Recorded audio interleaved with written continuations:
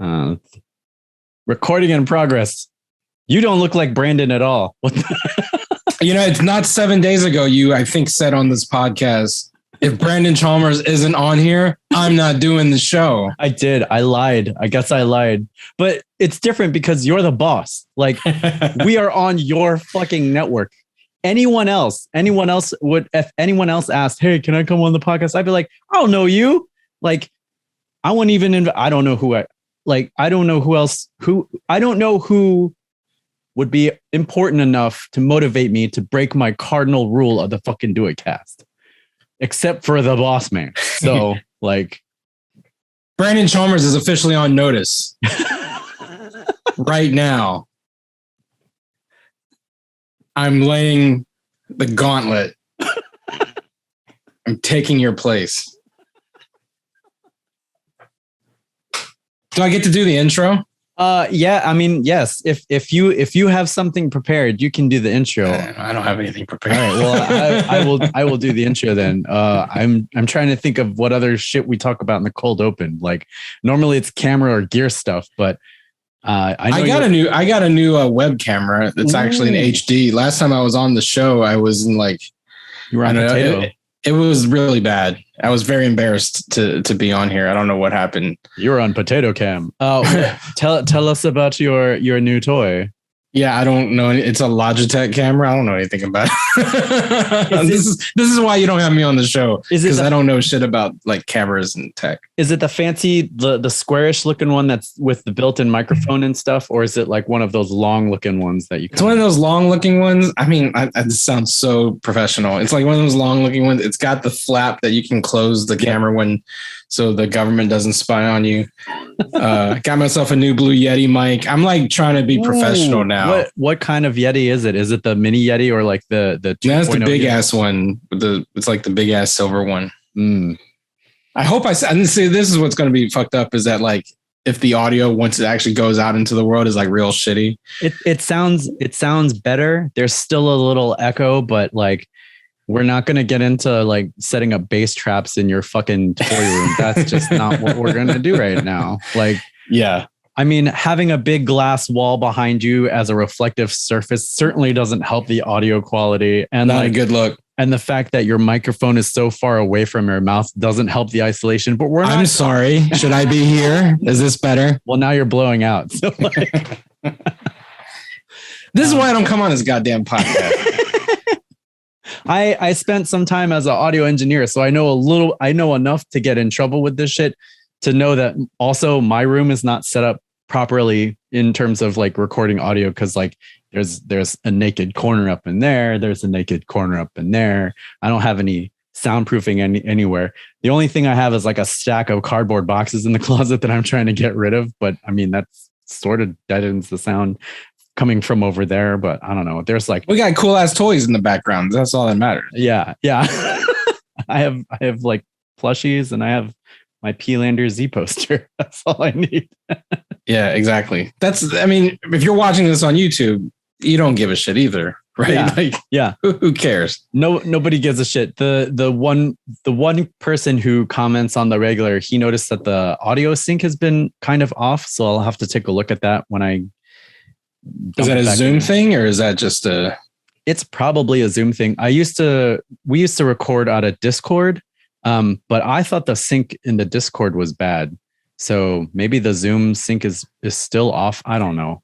Full disclosure, I usually just listen to the podcast while I'm like mowing the lawn. So I don't really watch the YouTube, honestly. And I could care less if my mouth is not synced up with, hey, it's two Asian guys on camera with their voices not synced. We're just perpetuating stereotypes is all. Damn you, Keith. So there it is. All right. I'll hit with the intro.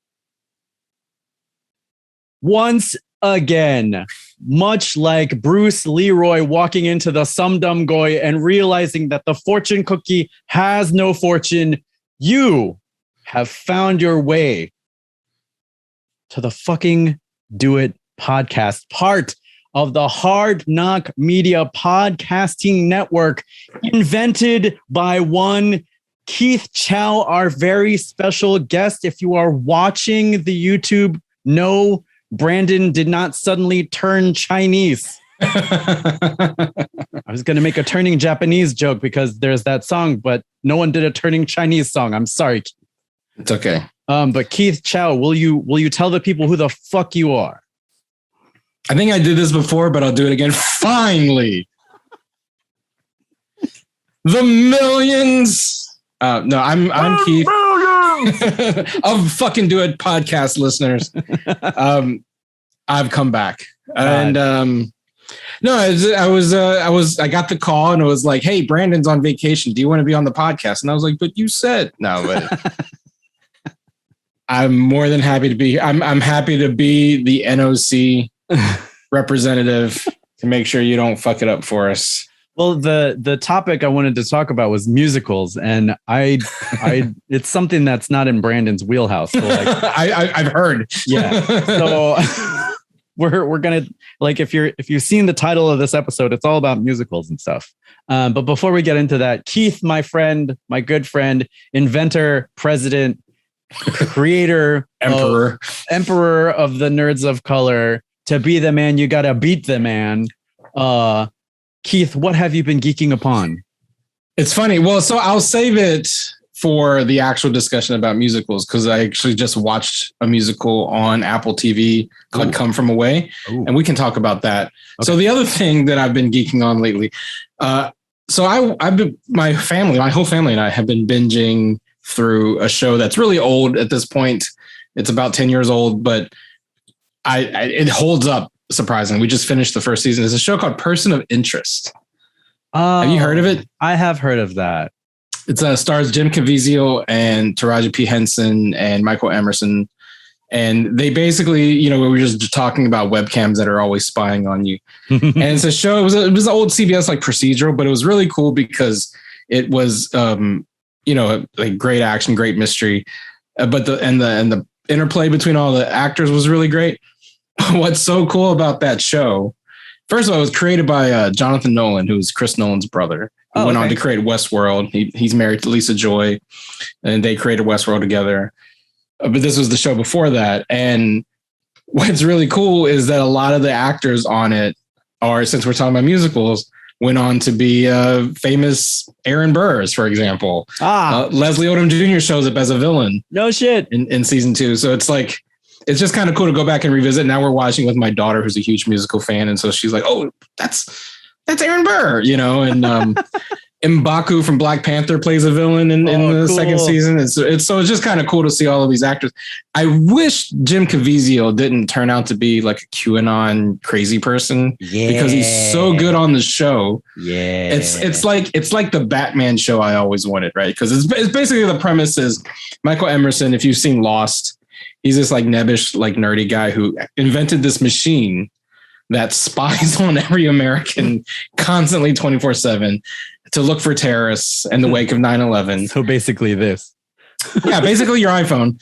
And he uses that technology to find, it's like Minority Report in a sense, like they find people who are either going to perpetuate a crime or are going to be a victim of a crime.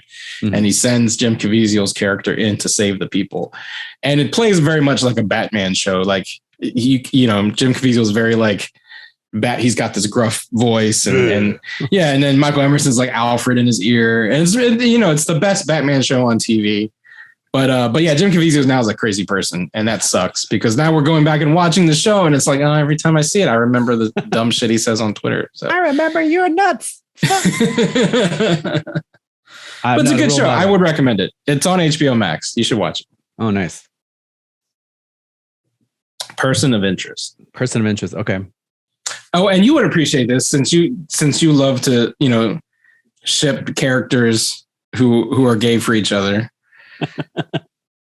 In the later seasons, they introduced a character named Well, in the first season, the ultimate villain is this woman named Root, who's like a hacker, but then she kind of joins the good guys. And then in later seasons, another character named Shaw joins the team, and she's like a badass, like military person. She's played by Sarah Shahi, and Root is played by Amy Acker, who's in a lot of like Joss Whedon stuff. Yeah. But anyway, yeah. You know, I'm sure you know Amy Acker. So for the longest time, like they have those two characters, those two women have really good chemistry, and people would ship them together. And by the last season, they just made it canon. Oh, nice. Like the Root Shaw shippers got what they wanted. So I know as a hardcore, super core shipper, God, it's not queer baiting because they actually, you know, fulfilled it for the fans. Fucking Supercore. What is that show about? It's the last season. What is that show about? What is the show about, Keith? What is the show about? I thought it was about Superman's cousin.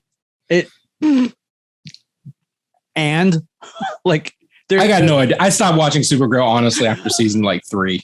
I can't take the season.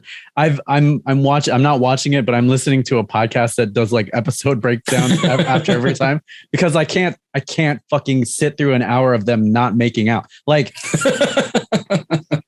I don't understand what the show is about. Like they spent all last season, they were going back in time and like having adventures in the Phantom Zone, and now like Lena is a magician or like a witch or some shit. I'm just like, what exactly? You have one season to put a bow on it, to wrap it all up, to like, to give us a nice cake and finish the fucking thing. And you're dicking around with like high school proms and shit and like fucking I don't know, man. So you know, I used to be quite the CW superhero show devotee.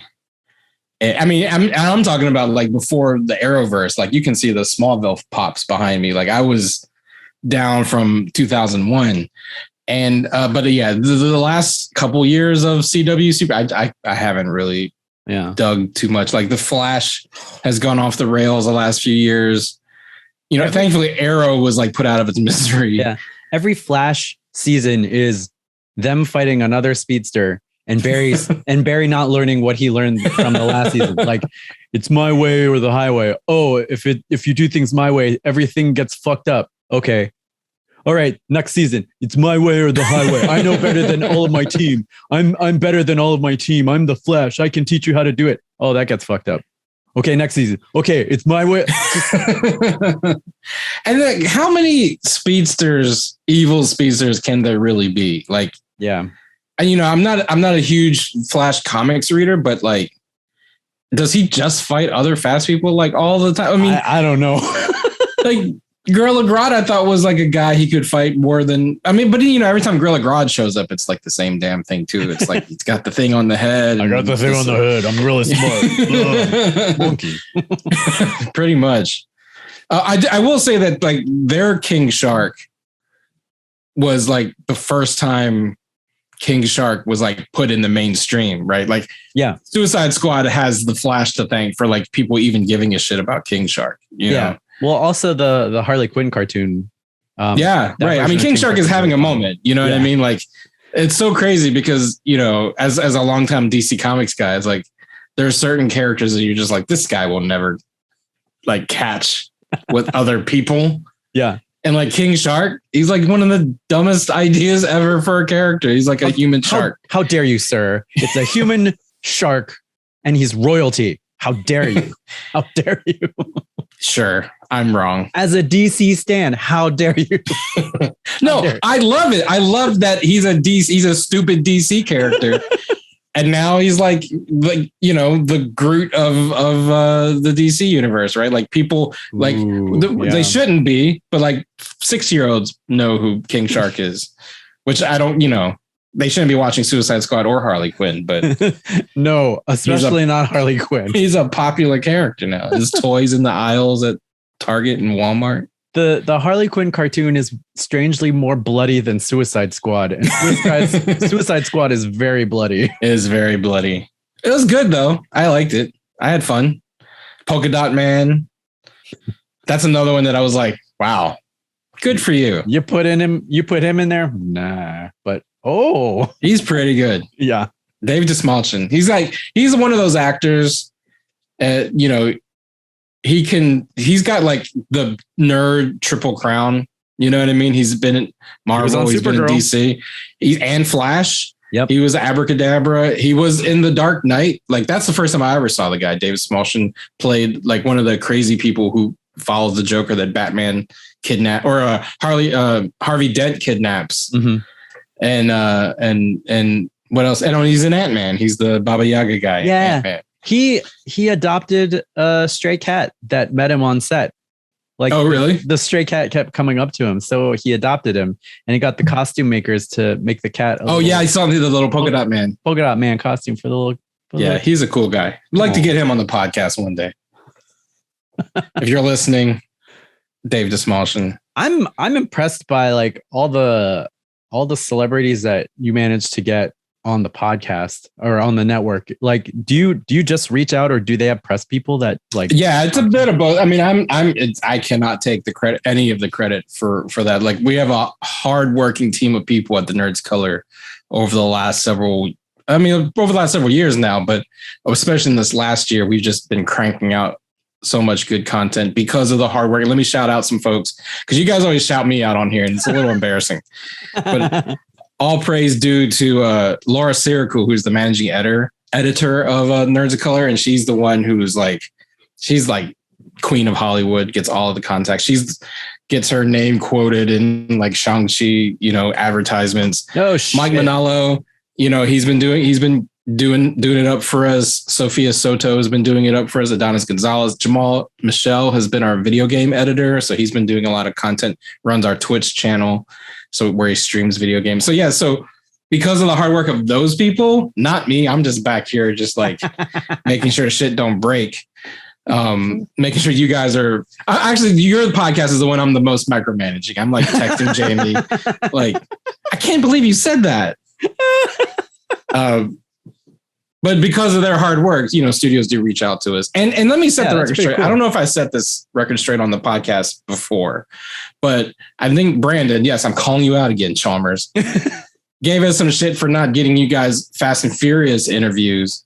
And I had texted Jamie. Yeah. And if only Jamie lived in Hollywood, in Los Angeles. Yeah. You would be sitting across the street. You'd be sitting across the way from Vin Diesel or Justin Lin or Sung Kang to talk Fast 9. So yeah, that was it. Because they were like, oh, we're only doing people who can see this movie like at a special screening in LA. So I tried. Chalmers. I think if Hazel, if my daughter had the vaccine, which that's coming, I fucking hope. I think that might have been a flight. I think I could have convinced Brandon to hop a flight. We might have done that, but until Hazel gets it, I feel the less risk, the better. Absolutely. For us. Fast 9 ain't worth that much. I mean, we did rent a theater for it, but yeah, like we weren't going to go out to Hollywood. But I tried, and we ended up doing a virtual interview with Justin Lin anyway. So it's like, fuck. Yeah. Like, it's not like they were in-person press junkets. Yeah. But no, I mean, it's so I've been lucky that I've surrounded myself with like people who are actually hardworking and doing what they're supposed to be doing and building up our presence. Cause like, yeah, we've been killing it lately. How long has the Nerds of Color been around? Like the podcast version of this? Yeah. So, I mean, we launched Hard Knock Life like right around the time we launched the site. So it's going on 8 years. We started in 2013. The website launched in August of 2013. So we just basically celebrate our 8th anniversary. Nice. As an entity. And the podcast kind of followed soon after. I think our first episode dropped sometime in August of 2013. Yeah, like our first, and now I remember our first episode, we just talked about all the cool summer movies that came out that year, which were like Man of Steel, Wolverine, and the one you like, Pacific Rim. was Man of Steel cool? Was that cool? I mean, I know I have the poster. Was it cool? I have the poster because it's a cool poster, and it just survived the move from the old house. But it was either Man of Steel or Crazy Rich Asians, and I just thought those are the two like actual theater sized posters that I own, but I only have one frame. So I just went with I went with Mr. Cavill. We know which one you like the most. Yeah. I am a DC stan at heart. You can't relate to a bunch of rich people hanging out with each other. But an alien god from Krypton? I mean, I understand that. Yeah. I mean, come on. So, was that around when did the first Secret Identities book come out? Did that all coincide around that same No, that time? predated. So Secret Identities 1 came out in 2009. So that shit is real old. Okay.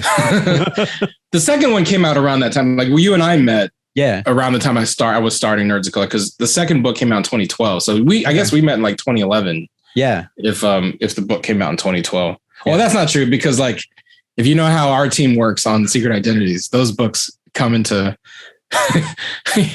you're supposed to probably do them in a year. We did it in like 6 months, because we're always like, hey, Mr. Artist Man. Oh man. Can you do art in like 3 weeks for like $50? I cannot. I cannot. I am so fucking slow now. God. But 10 years ago, man. 10 years, I wasn't as hard on myself, I guess. I didn't care. So, this is all fuck it. Secret Identities is the only reason I have any clout whatsoever, right? Because like prior to that, I was a nobody who worked at Diamond, and then because I got contacted by our mutual friend, Jeff Yang, he said, so I don't know if I've ever told this story, at least on this podcast, but when I was working at Diamond Comics, my job was basically I was a marketing guy in the education marketing. My job was to create materials that you would sell comic books and graphic novels to like colleges, libraries, schools. And so I put out a newsletter, and one May I was like, here are a bunch of like graphic novels by Asian Americans. And it was like the pickings were slim then, like American Born Chinese, I think was it. That was it. Yeah, that was it. Maybe a couple of things like Jim Lee drew, you know what I mean? But it wasn't a lot of. I don't think Tak had even done his Secret Asian Man collection. Maybe no, Tak was around because Tak contributed to Secret Identity, but I don't know if he had his collection out yet. Oh no, the collection, the daily one wasn't out yet. I mean, he was just a syndicated cartoonist, but yeah. So it was very slim pickings, but it was like here's a bunch, maybe a Derek Kirk Kim graphic novel, maybe an Adrian Tomine thing. Ooh. But that was about it, right? And then, but I put out like this little newsletter, like here's all the Asian, and I think that's what Jeff saw, because he calls up Diamond and was like, I would like to talk to someone about Asian Americans in comics.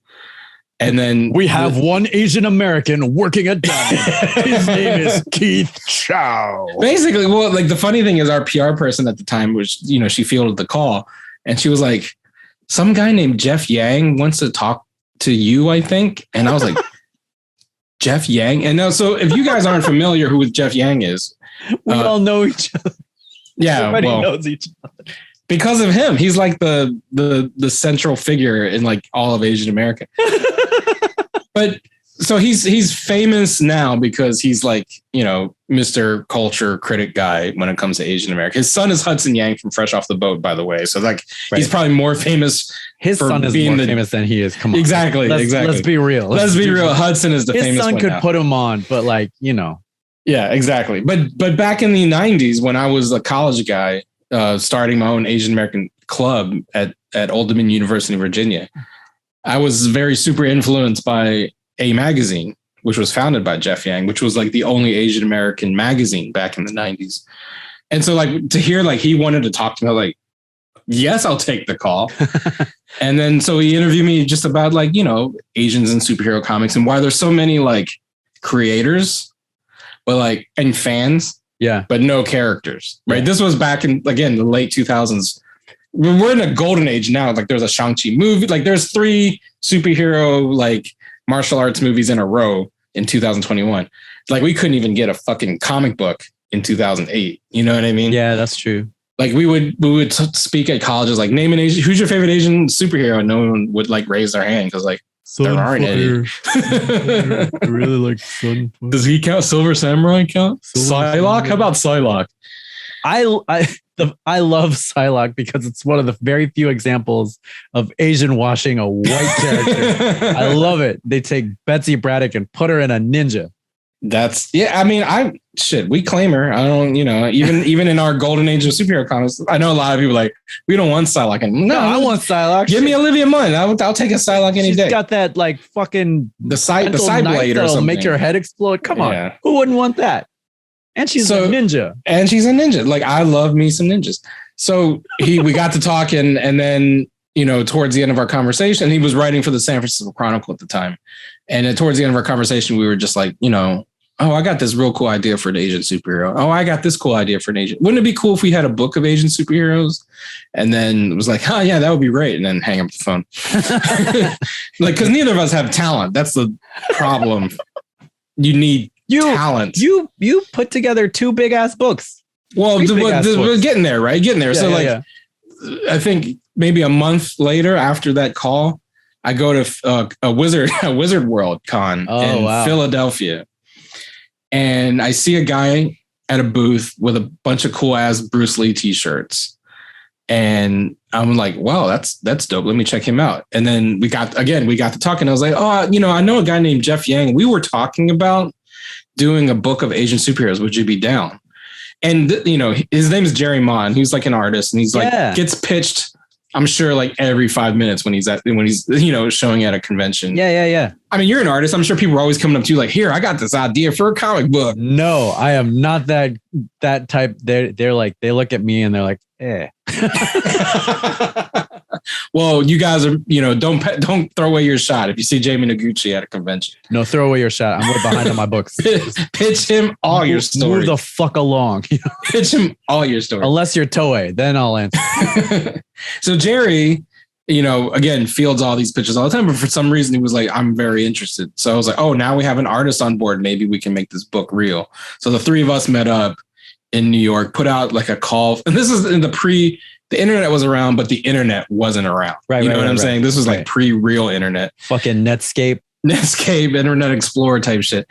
And we put out a call over email, I think. And one of the first people to respond was a guy named Perry Shin.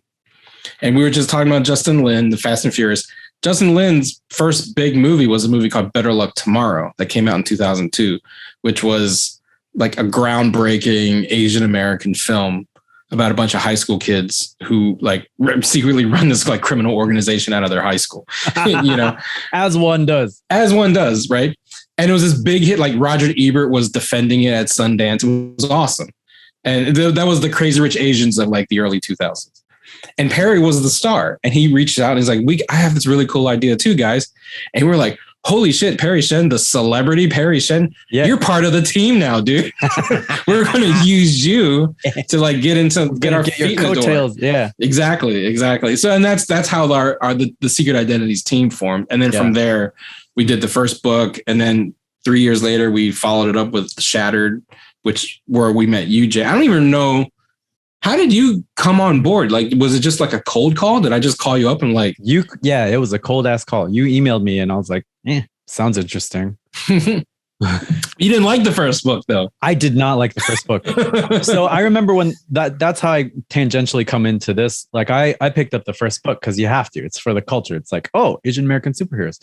And I was reading it and I was like, this is the angriest book I've read in a long time. And I was like, I get it because I've been angry always about the lack of representation, but I was like, I don't know who this is for because it's certainly not for non-Asian people. No person who isn't Asian is going to be able to pick that up and read it and come away feeling hopeful about it.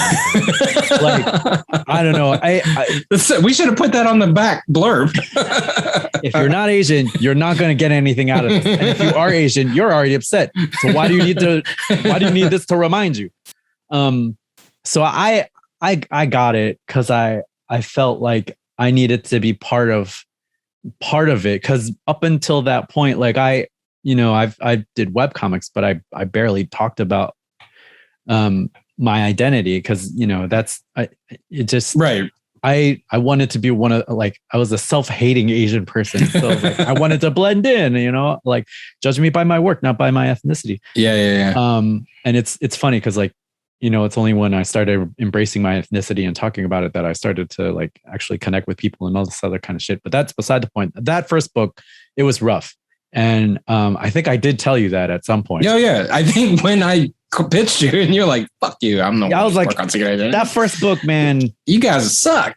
I don't know if I said it that way, but I was like, this is for a very narrow slice of the audience. And I'm interested in this project that you're pitching it this way because like it was a Asian take on different types of stories and like and I thought comparing the two volumes, I think the second one has stories that are a little bit more universal that portray an Asian side of things that I think more people could enjoy rather than just like getting beat in the head like you suck and this is why. Yeah, well, I mean, I full disclosure, I agree. I think Shattered is the better book of the two, and I think partly is because it's different genres. The first one is all superheroes, and then the first one is a little bit more didactic. The first one is also kind of like us, just kind of feeling ourselves. You know what I mean? Just kind of getting, like feeling around in the dark in a kind of way, right? Yeah. Like this is the one. Yeah, there's more confidence. I feel like in the storytelling in the second book. Yeah. And I think by the time we get to the George Takei book, I think that was peak, collaboration because that one goes, even though it's heavily Asian American because of the George Takei connection, it goes even beyond Asian American experiences. Yeah. And you worked even more on that one than the first two, like a lot. Yeah. But and that one's technically not a Secret Identities book because we did that through the Japanese American Museum with George Takei and his people. So, it's kind of like an unofficial third Secret Identities book, but yeah, I would agree with the two official ones. Shattered is the better book. The art is better. The storytelling is better. Yeah. The genres are better. And, part of the premise of the second one, beyond just the different genres, is it was like, let's take Asian stereotypes and like just do all Asian stereotypes, but then subvert all of them. That's why it was called Shattered. We were shattering Asian stereotypes of like, the temptress and the mastermind and the gangster and the martial artist. Like we were taking the Kung Fu one. That was great. we were doing all the things that like people say, oh, we don't do that. That's the Asian stereotype. But like, and this is an argument I've been making like for the last 10 years that's culminated in like Asian Iron Fist and now Shang-Chi. It's like, there's nothing wrong with Asian martial artists, right? Like we run away from it because it's a stereotype because the way it's always been portrayed in America in the West is not human. Right. We're like cannon fodder, or we're like just the beard stroking bad guy, or like the sexy temptress. We're never like the real person. Yeah. And I'm not counting like Kung Fu movies from Asia that come here because they don't count. Because like, yes, of course, in Asia, everyone is humane and human beings. Right. Yeah. Like you get a full story and you get a full story. Right. 5 hours or like a 70-part miniseries. Yeah, but think what are the American martial arts movies of the last like 40 years, right? It's like it's the David Carradine shit. It's the Quentin Tarantino shit. It's the Jean-Claude Van Damme shit. It's the Steven Seagal shit. And like Asians are in it, but we're never like human beings, and that's what we were trying to. There was one that I thought was really good with James Earl Jones, Best of the Best. That one was more of that was a very interesting take on a martial arts film. It was more of like a sports movie, the way they filmed it, like, your team and we're fighting against this team. And so like, I mean, I always argue the most Asian American, like Western, quote unquote martial arts film was The Karate Kid, only because of like Pat Morita's insistence to like make him a World War II vet. Yeah. Like that was the first time I'd ever heard of the 442. Yeah, as like a 8-year-old kid, that's crazy. Like to this day, people don't know. Like, how can there not be like a Steven Spielberg-esque 442 movie? Like that would make so much money, right? Can you imagine like a cast of like I don't know, Daniel Day Kim and whoever Henry Golding in that movie with Andrew Koji making out in the back. Put them in the 442nd movie. Love in the 442, dude. Love in the time of the 442. Dude, that's a shoujo manga right there. Yeah, I'm also surprised that Call of Duty hasn't done anything with the 442nd. Like because it's all about war this, war that. They've done all the wars. They've done future wars. They've gone back. And people were like, "What the fuck is the 442nd?" It's the all Japanese American battalion who basically they were all drafted from the internment camps to go fight in the incarceration camps. What did I say? You said internment. Oh yeah, you said the prison camp bullshit word. The prison camps. That's concentration camps. Incarceration. Yeah. But they were all sent to fight in the European theater, and they were I think to this day, they're still the most decorated battalion in all of the U.S. Army history. Yeah. And so like, where's their Saving Private Ryan movie, right? Like, give Justin Lin or Daniel Destin Cretton, who directed Sean, give them a 442nd movie. That would be, fuck, man. Yeah. Why is that not greenlit already? I hate me a war movie. Like everyone's like all up on Dunkirk, and I'm like, I seen that shit. I mean, I haven't, but we've all seen that shit. Like we know, or like Empire of the Suns. Like we get it. We've seen this. Give me something that I can sink my teeth into. Like we had a Red Tails movie. Yeah, a Red Tails movie. Yeah, that one great. But like a 440, give me a 442nd movie. Just, like we've heard about the camps. Now show us like, I don't know. But that's the thing. So Mr. Miyagi, Mr. Miyagi is one of those characters people kind of laugh at him and they dismiss him as a stereotype.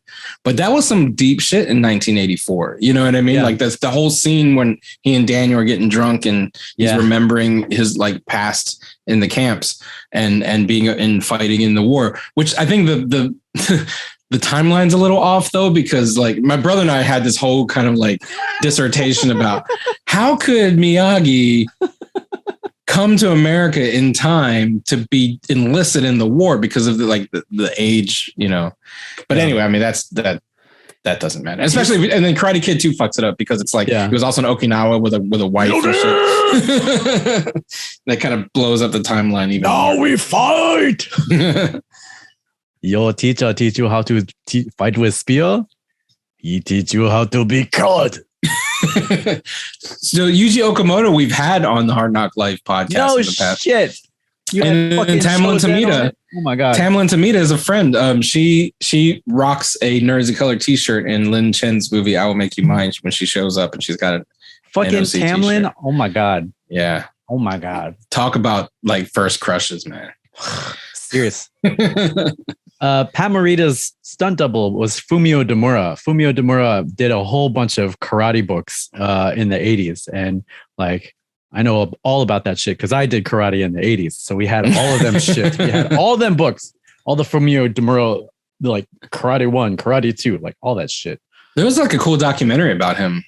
Fumio? The Other Miyagi, I think is what it's called. Oh, cool. I should check that out. Yeah. The other thing, if you were into martial arts in the 80s, you had a subscription to Black Belt Magazine. And every issue of Black Belt Magazine had an article by or about Bruce Lee.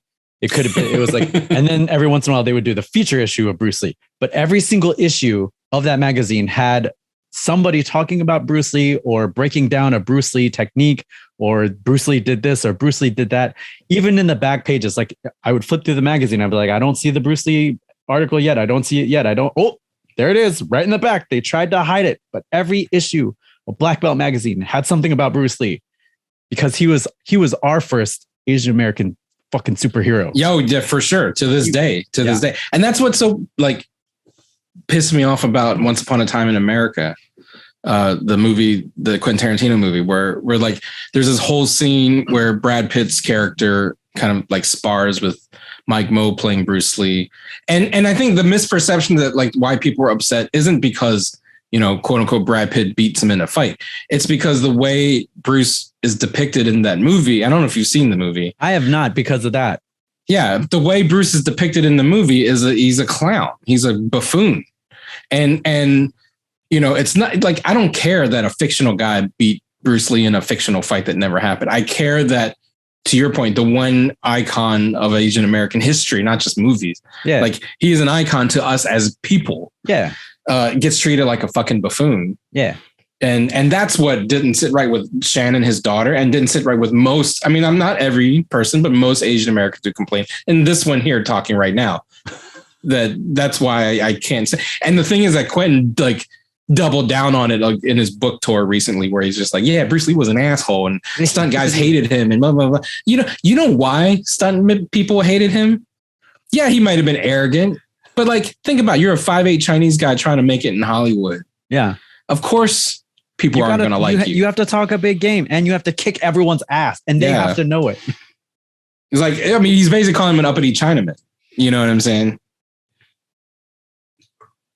Anyway, what have you been geeking on, Jamie? I know how this podcast works. Sometimes we go along and I hide because I don't have anything good.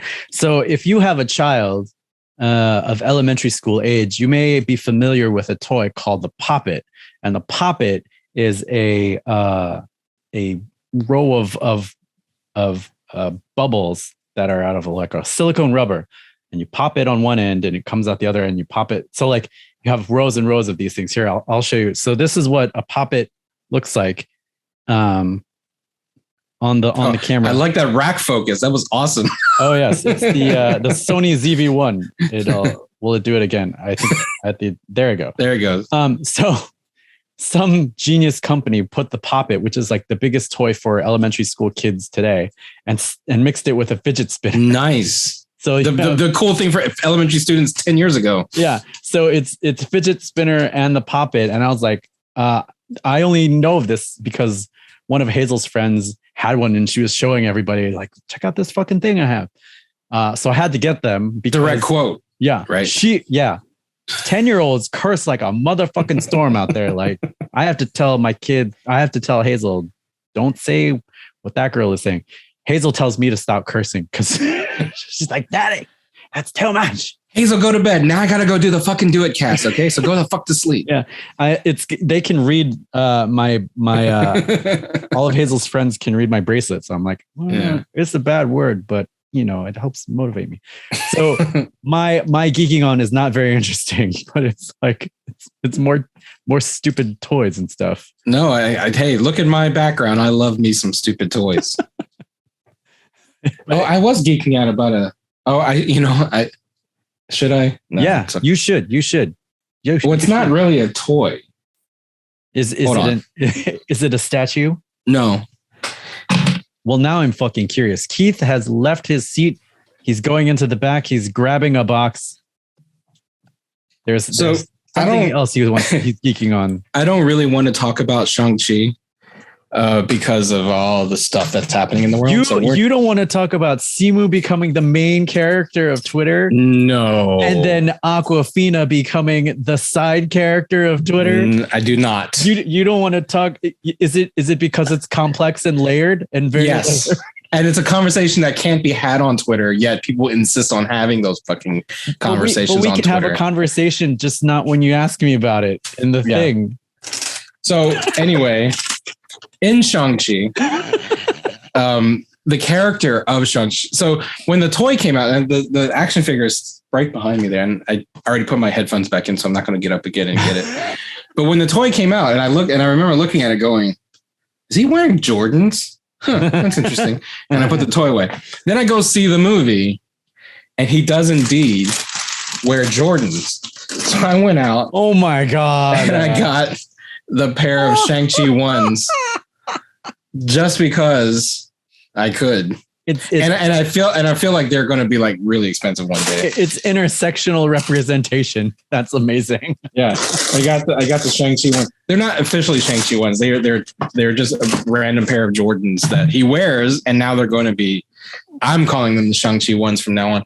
But what's cool is that like Shang-Chi enters the pantheon of, and I tweeted this the other day, superheroes who wear Jordans. You have Miles Morales from Into the Spider-Verse. Nice. And the thing that people don't necessarily realize, Michael Keaton's Batman in Batman Returns. His costume, the bat boots are built on top of a pair of Air Jordan 6s from 1992. Nice. So anyway, that's sorry to. So I like stupid shit too. Jordans were here from the beginning. All right. Speaking of stupid shit, let's talk musicals. And nice.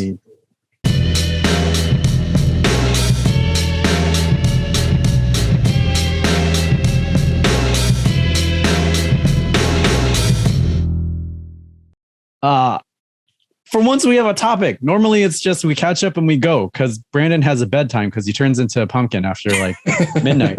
But this time, I wanted to talk to you about a very specific musical. Steven Spielberg is doing another film version of West Side Story. Mm-hmm. This time with actual Latine people in it. And I wanted to get into that. Like, you know, what are you looking forward to it? What do you want out of a modern take on West Side Story?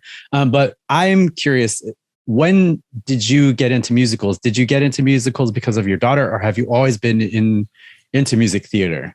I was not a music theater kid. I did like music. I was never that guy who was like, fuck musicals, I'm too macho or whatever stupid shit. Like, I liked West Side Story. At my high school, we played Somewhere during halftime. Well, that's not how Somewhere goes, but we played it. So I remember like we watched West Side Story in band class, as, you know, to prepare for it. And ooh, what did you play in band? I was a percussionist. Nice. So I was in marching band. I was the bass drum for the first year. Second year, we went to Hong Kong for the summer. So I missed band camp. So when I came back, I was the cymbals because I missed all of. They demoted you. I got demoted from bass drum. And I think the only reason they put me on bass drum is I was a big guy who could carry the fucking. But you can carry this, right? You're in. Yeah, exactly. 4 on the floor. 1, 2, 3, 4. 1, 2, 3. And then the most embarrassing thing about being the cymbals guy when I was in 10th grade, and then I moved and I wasn't in marching band anymore. But in 10th grade, I was a cymbals guy, is that during halftime, my job was like we would crash as we walked, as we marched. And then the rest of my job was to stand in front of the snares like this. And because we played like, so I think we played, what's the song? The 25 or 6 to 4, the Chicago song. Oh God. Yeah. And then, so I was just, so like the snares and they were riding the cymbals. You know? So I just had to stand there. Yeah. I was just the cymbal stand. Yeah. I was just standing here like this. I couldn't even crash my own fucking cymbals. I had to just stand there and let the at least snare drums. You didn't have to be the hi-hat thing when you go. Yeah. I would honestly prefer to do that, but you would have had like arms for days. I know, right? Man. I mean, just imagine standing there for 5 minutes. You'd be yoked, man. Don't fuck with Keith. He is the cymbal hi-hat man. But no, so yeah, so I was never against musicals. I wasn't super into them, to be completely honest. But then, yeah, we had a kid and she got into them because I think we watched The Sound of Music, the Carrie Underwood one on NBC. Oh, like this was like 2010 or 11 or something. Like this was the first NBC Live musical. Yeah, the NBC Live stuff. Yeah. And then they did Sound of Music and like she was enthralled. So we saw like a dinner theater version of it. Then we saw Annie at the Hippodrome in Baltimore. And from there, she was hooked. And then I got into Hamilton, not because of my daughter, but because going back to the Nerds of Color, a couple of our writers at the time were super into Hamilton. I had heard about it, but I wasn't aware of it because this was still it was like the Cast album hadn't even come out yet. Right. And you know, you would hear rumblings because like, you know, I'm a fan of the Roots and Questlove like talked about it all the time. And then our writer, Constance Gibbs, she works for Scholastic, but at the time she wrote for us and she wrote recaps for Arrow. This kind of like ties everything together. This is a really well thought out podcast today, Jamie. I knew that shit. I didn't know fuck all. So she wrote Arrow recaps at the time. So we used to do that. We used to recap Arrow every week. Cool. And then this one time episode, he was sad and shot somebody. This other time he was sad and shot somebody. This time he was sad, but he looked hot, and then he shot somebody. So Constance was a huge Hamilton fan. It wasn't even in Broadway yet, or it maybe just hit Broadway. Huge Hamilton fan. I think Lin-Manuel Miranda was her substitute teacher in high school. Oh shit! Yeah, and like. So she was super into Hamilton, like before like the world was really into it. But the Cast album had just come out. It was just streaming. I don't even think the album was out. Yeah. And then so she titled her recap The Room Where It Happens and like was making all of these references to Hamilton in her recap. So I was like, oh, let me be a smartass as her editor. And every time she made a Hamilton reference, I would link out to like a YouTube of the song. Cause again, the soundtrack was streaming. Yeah. And so I was like, having to listen to it. And I was like hooked. Like just listening to like the Cast album over and over again to find like all the different references she was making that like made no sense out of context, right? But yeah, so I started listening to Hamilton and was like, holy God, this is what musical theater is now. Well, it wasn't always like that. Yeah, no, exactly. Yeah. And then kind of that plus like my daughter's, obsession with it kind of merged because then she was into like Wicked and she started going to music theater camp and like learning all of these songs. And so so I guess, I mean, now it's been 10 years. So I guess I'm a full on theater kid now. And I was a drama kid, I took drama classes in high school. So again, I was kind of like a peripheral theater kid growing up, but then as a parent became a musical theater fan. Interesting. So I'm like, my first Broadway show was like, I was a full ass grown adult before I ever saw a show on Broadway. Yeah.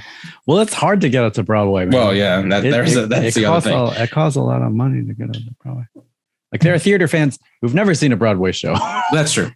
That's true. I've seen several. Nice. How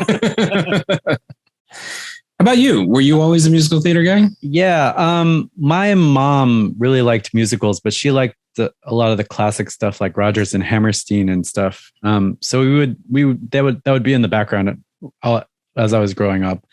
I'm really big into Stephen Sondheim. There was a musical called Pacific Rim, which didn't get a lot of play, but it was about the American opening of Japan in the 1800s. 1700s. I don't know, early aughts or whatever. Like Matthew Perry. Yeah, Commodore Perry coming to Japan, opening up Japan. And could you be more Japanese? That guy, right? Yeah, it's sorry. That was a dumb Friends reference. If people were listening, like, what does Keith talking about? I don't know Friends, so fuck Friends. No, there's an actor named Matthew Perry. Oh, I did know that. Like he talks also, like that. Fuck him. Yeah, fuck this show. Sorry, I hate that show. By the way, I was the only person growing up who hated it. I don't like it either. I just like making the Matthew Perry joke. But yeah, so that was always on in the background. It's a really cool musical. They've done different versions of it. There was a version on Broadway with I forget the name, but they've done different versions of Pacific Overtures. The original Pacific Overtures, right? Yeah. Pacific Rim is about giant robots. Pacific Rim is about. Did I say Pacific Rim? You said Pacific Rim, but there was a musical called Pacific Rim about the giant kaiju and Stacker Pentecost being amazing. So Pacific Overtures was one that I kind of latched onto because it didn't sound like any of the other ones that I had heard. And the original version had Mako as the narrator, and he played a bunch of things in that one. And I always wanted to meet Mako. Like I always wanted to meet him at a show or like at a Comic-Con or something like that. And that never happened. Yeah.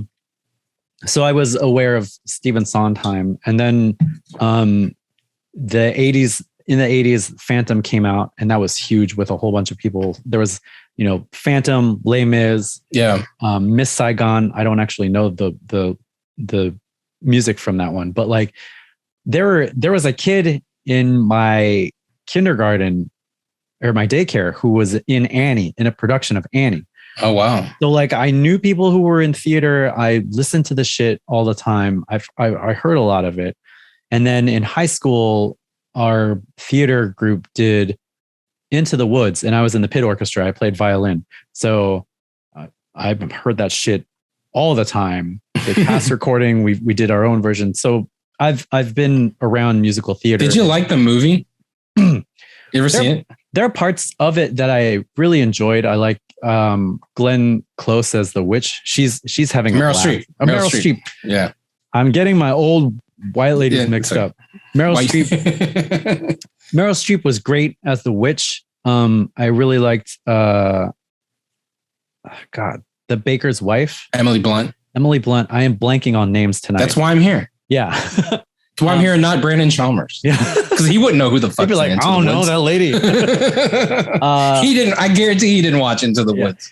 James Corden, I always find annoying, and I found him annoying, and I'm kind of annoyed that the movie hangs on the baker. but but he wasn't even famous when he was in that. Like it's weird that was the thing that that predates the James Corden show.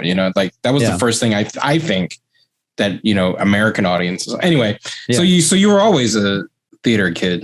Always a theater head. I liked the Stephen Sondheim stuff. There's a musical called Sunday in the Park with George. It's very depressing. It's about George Seurat and his life and all that kind of stuff.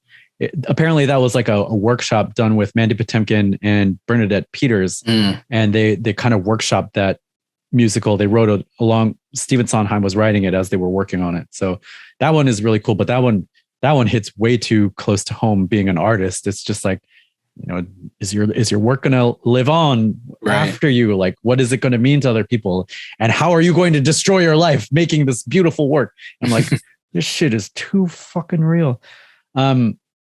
So musical theater has been a thing that I've enjoyed and been a part of, and like I've been around it and stuff. Yeah, that's awesome. I don't know a lot of the newer stuff, just because at a certain point your taste set in, and you just kind of go back to the ones that you like. It's why I don't listen to any music, like popular music post 1997. Like it's like Pearl Jam is like that's the end. I stop at the Ye Old album, and it's like other music came out. But it's the opposite. Like I'm probably like appreciate more of the modern musical stuff than, not that I don't like. I love West Side Story. I love Into the Woods. I love Oklahoma. I really like the new sexy version of Oklahoma is really good, by the way.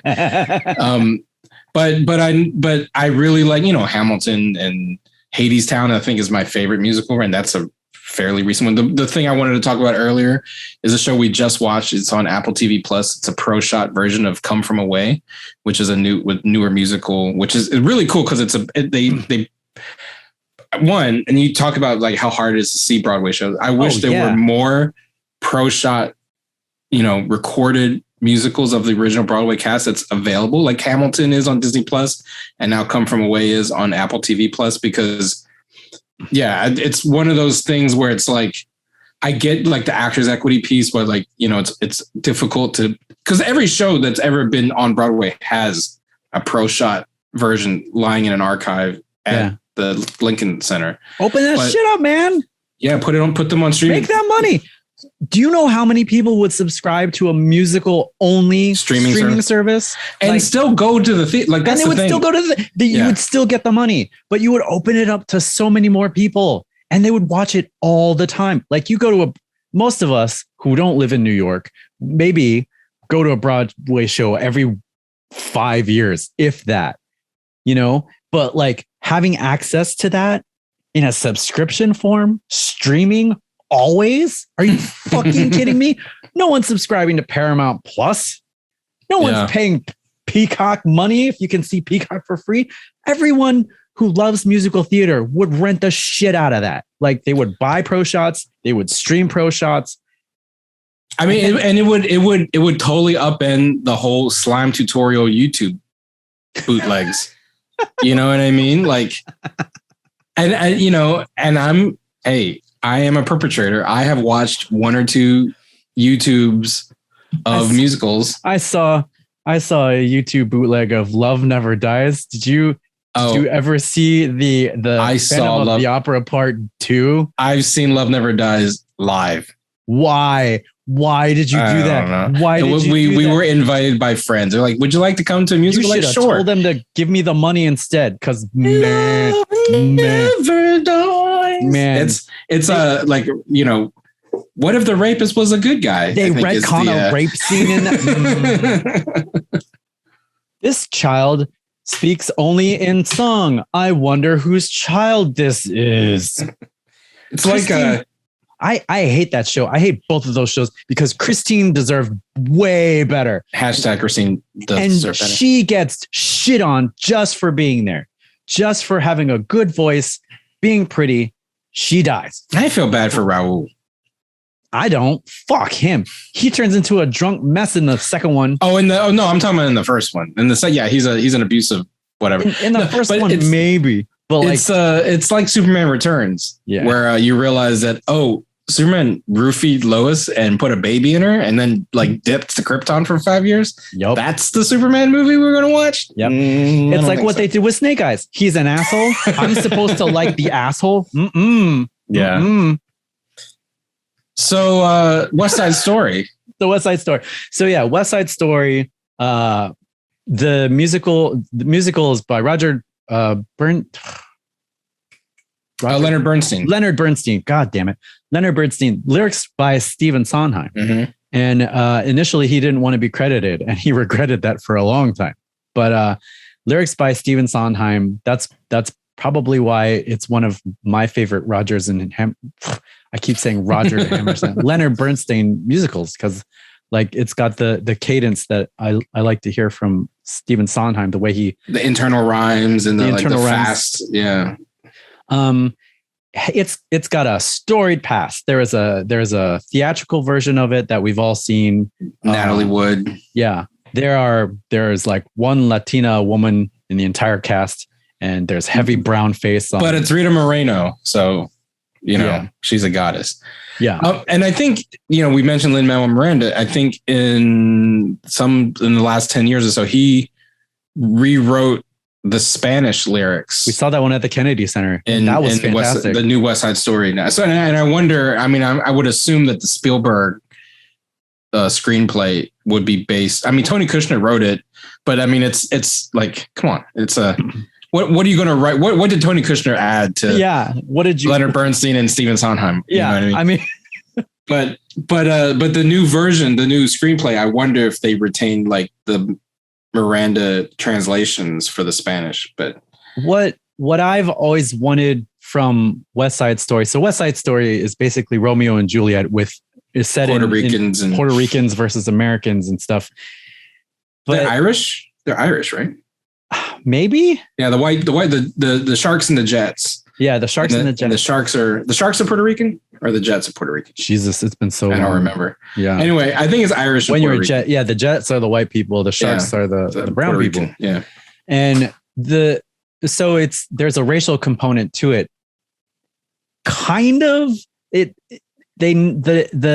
show never interrogates it. The show never really talks about it. Like there's a cop, and he's a white cop, and he's definitely on the Jets side, kind of. But like, I don't know, in a modern context, a modern version of this, like, are they going to interrogate the racial aspects of this in a better way, or in a more thorough way, or are they just gonna let's do a glitzier version of West Side Story? Like, that's a good question, and I think, from all of the trailers, it just looks like a better shot, better lit version of the Natalie Wood movie, right? Because the decision that Kushner and Spielberg made, which I thought was a surprise, is that they did not update it. It's still a period piece. It still takes place in the 60s. So it, like the costumes look the same from the Natalie Wood movie. Yeah. The setting looks the same. Like it, again, it's just better lit than the old movie. And if that's all you're going to do it, I don't want to see it. I don't. It's like the Vince Vaughn Psycho, right? Yeah. Remember that? Remember when Vince Vaughn and Anne Heche like shot for shot remade the Alfred Hitchcock movie? Yeah. And I will say this, like, it's Steven Spielberg. I think it's going to be an amazing looking movie. Sure, but if you're not like in a modern context, like they did what they did with what they thought was interesting back then, and sure, but like it's the new goddamn millennium. You can't just say we got a show about Puerto Ricans versus white people and then leave it at that. You got to interrogate some of that shit. Like I want to. There's like a almost rape scene there in the musical and the way they filmed it. Like I don't want to see that, but if you're going to do shit like that, you have to. You can't just. I don't know. I think if that's the case, I would like not go to the movie then, because I don't think you're going to get what you think you're going to get. Because let's be real, right? It's Tony Kushner and Steven Spielberg. I don't think are equipped to really interrogate what you're talking about. You know what I mean? And honestly, like having these conversations in 2021 is even more complex than West Side Story can ever get to, right? And in fact, if anything, it's like West Side Story is suffering from the same consequences and criticism that In the Heights got a couple months ago, in that Rachel Ziegler, who was cast to play Maria, is a very light-skinned Latina. And what's the other character's name? The Rita Moreno character from the original. The other one, who like the shit, I can't remember. It's not Maria, but the other lady, who's visibly darker, is cast again with an Afro-Latina actress, who's the one who's like pulling her, keeping her away from to your own kind, like, right. So there is still some colorism in this version of West Side Story. So like, I mean, even though Rachel Ziegler is in the trailer, she's speaking with a Puerto Rican accent. So they're more quote unquote ethnic than they were in the Natalie Wood version. Yeah. I don't think you're going to get like, that's probably the most progressive thing about the 2021 version is they cast an actual Latina actress to play Maria. Yeah. But I don't think you're going to get. That's what we get. Yeah. But I think the conversation around race has moved beyond what I think a filmmaker like Spielberg is equipped to do with West Side Story. I'm not saying Spielberg can't talk about race. I mean, he's clearly done movies where he does tackle like Amistad or The Color Purple or even Lincoln to a certain extent. But like the actual, like this, like you said, the West Side Story itself doesn't get at the real, everything is implied, but it doesn't get at the actual.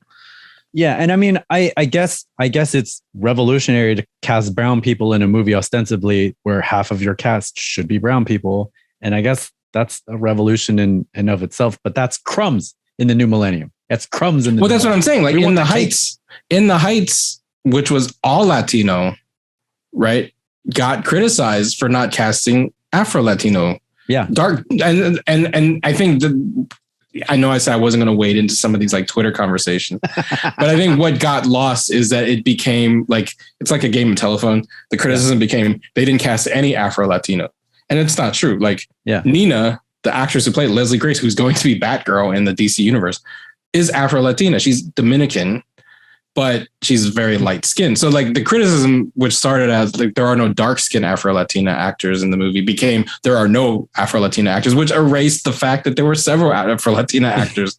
And I think we conflated the colorism with the racism. And then I think, but again, you're wading into that world with West Side Story. Yeah. If West Side Story came out 3 years ago, it would, be revolutionary. We have a Puerto Rican Maria finally. But in a post In the Heights world, where In the Heights was like heavily critical, and that you could argue it led to the box office failure, perhaps. Well, also a pandemic, COVID, the fact that people die if you go to a theater. I like a musical, but I ain't going to catch anything for a musical. Well, at least In the Heights is out on digital now. You can watch it there. Yeah.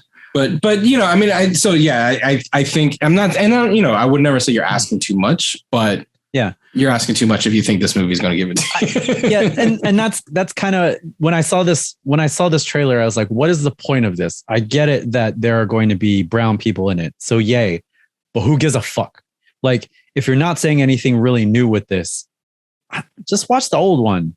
Give them a check. Give them the residual from like another stream. Like, if you're not saying anything, like I love musical theater, but there is a lot of problems with musical theater, especially regarding race.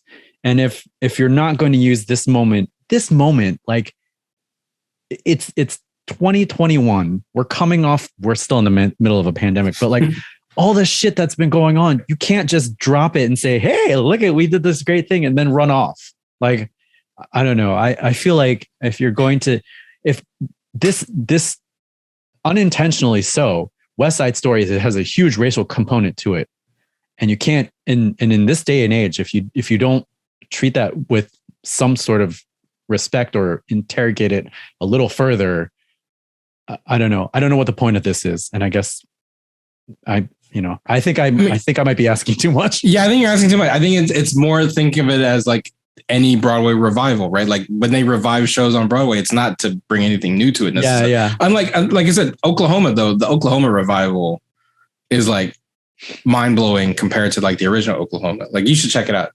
Just Google "sexy Oklahoma," and that's the 2018 or whatever version of Oklahoma. Yeah. But yeah, I think part of, as like nerds of color, right, it is kind of difficult in a way to talk about musical theater because it is so systemically class. I mean, it's intrinsically classist, to your point. Yeah. The whole idea of a Broadway show, whether it's a touring one or on actual Broadway, is about being elite. That's the appeal of a Broadway show. That the show you're getting on stage is unique to you, who can afford to sit in a 500 seat theater. Yeah. And then that's the appeal of Broadway. Like, whatever performance you're getting that moment is the only performance of that, Yeah. And at the same time, to want to make that space more equitable in a weird way takes away. I mean, the elitism is baked into it, I see that, but when Hamilton hit huge, people who had never thought about going to musical theater were super excited about this show because it was presenting history in a new way. It was using hip hop in front of all of these white people who don't know who Biggie is. And like that moment, and Lin-Manuel did a lot. He did a lot of free shows. He did a lot of shows to like bring other communities in. But at that point, like if Disney was up at that point and they had that stream, like, the year it hit big, and then afterwards, like, hey, now you've heard about this thing. Now everyone can see it. I mean, that would have been huge. That would have opened it up for a whole bunch of people. That would have shown people who don't look at musical theater, this is a thing that I might be able to do someday. The irony too, though, is that like the Hamilton phenomenon of 2015, 2016 was very different from the Hamilton phenomenon of 2020, 2021, because to your point, the people who were consuming Hamilton 5 years ago, yes, they were not used to like seeing a Black George Washington, a Latino Alexander Hamilton, an Asian Eliza, right? Like that was wild rapping and singing R&B.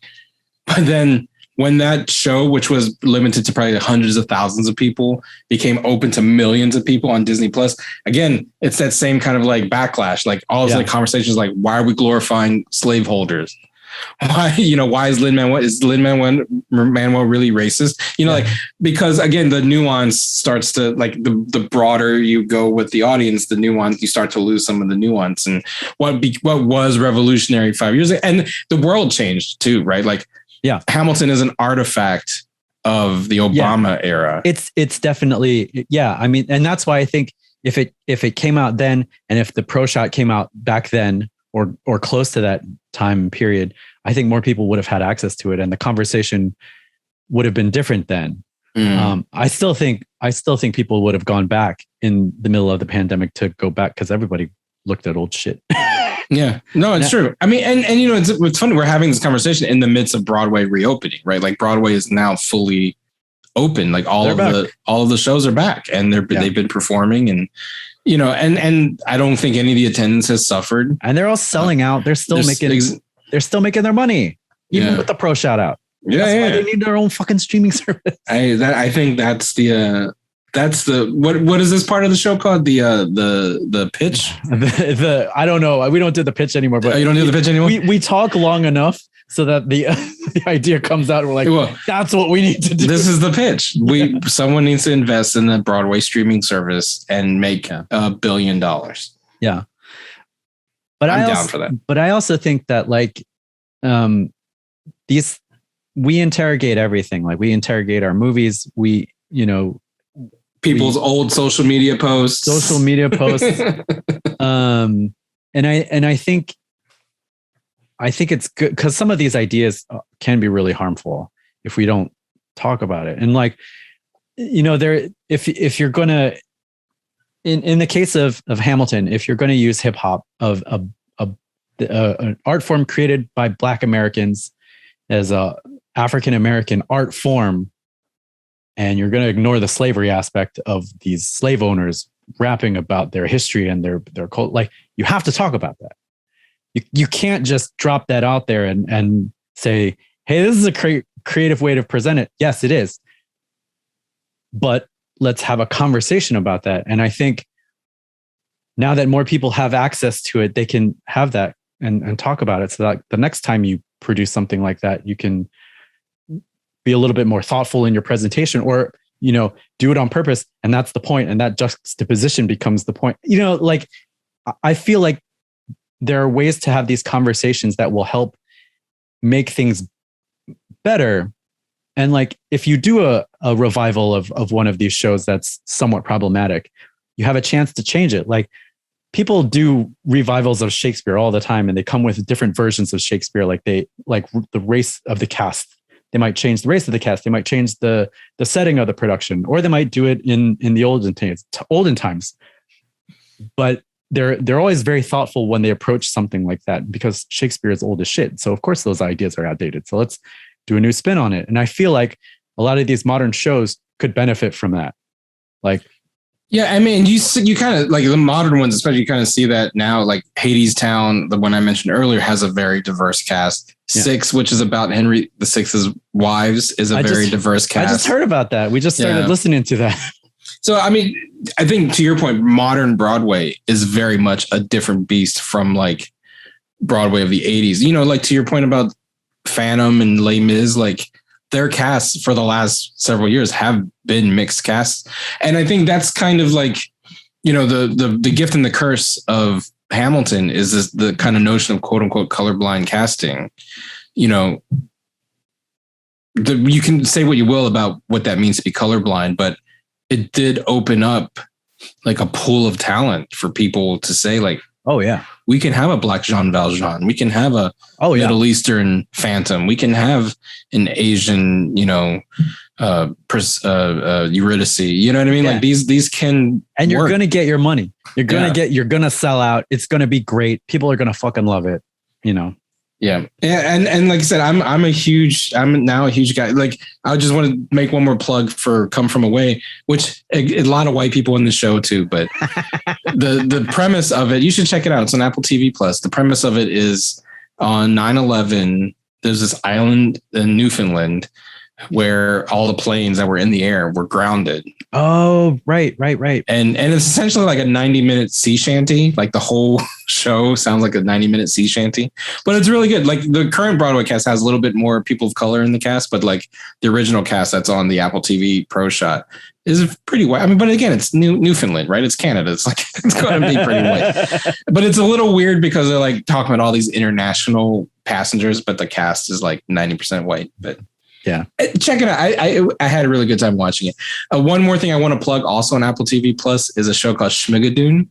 If you're into like old school musicals, you should watch Schmigadoon. I don't even know if you have Apple TV Plus. I don't, but I've seen ads for that, and it looks really funny. You would enjoy Schmigadoon. It stars Keegan-Michael Key and Cecily Strong. Cecily Strong, that's perfect for her. Yeah. You would appreciate it. If you like you like old school musicals, like the Stephen Sondheim stuff and the Rodgers and Hammerstein stuff, you should find a way to watch Schmigadoon. All right, Keith, where can people find you? I am all over the internet. You can find me personally on Twitter at the real Chow, the _real_ Chow, and on Instagram at real Keith Chow. I'm also part of the Nerds of Color. You can find us at the Nerds of Color, every social media platform, and hardknockmedia.com. You can find this podcast too, as well. How about you, Jamie? Where are you on the internet? I'm on Instagram, Jamie Noguchi, and then Twitter, Angry Zen Master, and then wherever you find this podcast, I've got stuff there. If it's on YouTube, I'm on YouTube. If it's on Spotify, I'm on Spotify. If it's on Apple, and I just put my name and shit, I show up. And I guess you can follow Brandon at That Guy Chalmers on Instagram. He's on vacation. You have to. He's on vacation. He's having the time of his life. Yeah, you can see all his beach photos. Yeah. Coming for you, Brandon. What you gonna do? I went from The Rock to Hulk Hogan. You shouldn't. That was weird. No, that was weird. No, fuck him. To be the man, you gotta beat the man. Woo!